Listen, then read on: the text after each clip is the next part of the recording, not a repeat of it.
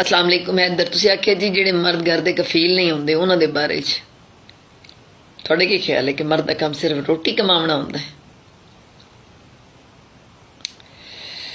जदों मैं कराची रहिंदी सी ना शादी तो बाद ते तुसीं यकीन करो कि अल्लाह पाक दा बड़ा करम सी। गड्डियां भी सी, बहुत सारी गड्डियां सी, लोडिंग गड्डियां भी सी, कारोबार बहुत अच्छा सी। मेरे घर वाले अपने भरावां नूं भी अपने नाल काम ते लाया होया सी। माँ प्यो दा भी जो हुकूक बनदे सी असीं अपना फर्ज समझ के जिहड़ा है ना वो उन्हां दा हक अदा करदे सी। और रिश्तेदारी ये वो सारा कुछ जितने लोग साडे खानदान दे ने जो मैनूं जानदे ने उन्हां नूं पता है कि असीं किसी दे भी ना हक दे उत्ते डाका नहीं मारिया। असीं बड़े ऐसे तरीके दे नाल एक मामला चला रहे सी।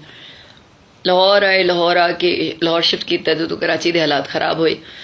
अच्छा लाहौर आ गए, इतने आके अपना काम शम सैट किया। अल्लाह ने किया काफ़ी करम किया कि हालात बेहतर होंदे गए। फिर अगे जाके जो काफ़ी हालात बेहतर हो गए तो मेरे हसबैंड जेडे ने बीमार हो गए। और दुख तकलीफ बीमारी ये सब अल्लाह की तरफों आती। अगर मैं आखा कि जी मर्द का काम सिर्फ कफालत है तो नहीं।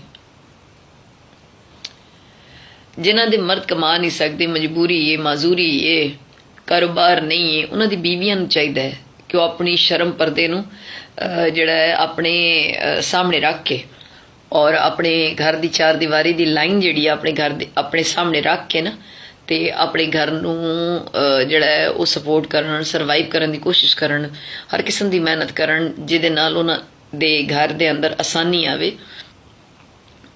मैं भी यही किया। मेरे हसबैंड जो बीमार होए तो मैं एक मर्द की तरह जिहड़ा है वो दुनियादार बन गई और मैं दुनिया के अंदर आके जिहड़ा है मेहनत शुरू कर दी।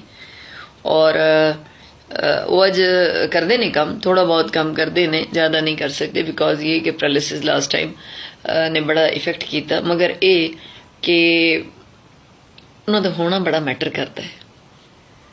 खुदा दी कसम करके आंदी हैं जिहड़ी औरतां मर्द दी कफालत तो छोड़ नॉर्मल भी जिहड़ी मर्द दी इज्जत नहीं करदियां ना, मैं उन्हां वास्ते एक गल जरूर आखसां। एक गल मेरी ना सुनहरी हरूफ दे नाल लिख लवो। घर दे अंदर मर्द दी पई हुई जुत्ती जिहड़ी हुंदी है ना वो लोगां दे मूंह दे उत्ते पैंदी है। जिहड़े लोग तुहानूं जिहड़ा है ना वो जिंदा नहीं रहण देंदे। किसी दी मजाल नहीं होंदी कि कोई थोड़े उत्ते गल कर लवे जदों तक थोड़े घर दे मर्द दी जुत्ती थोड़े घर पई हुई है।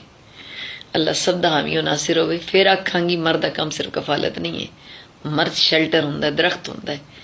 ते अल्लाह पाक सब घरां दे अंदर अपनी आसानियां अता फरमाए। मैनूं भी अपनी दुआ में याद रखना। बाकी सवाल बड़ा अच्छा है, बहुत शुक्रिया।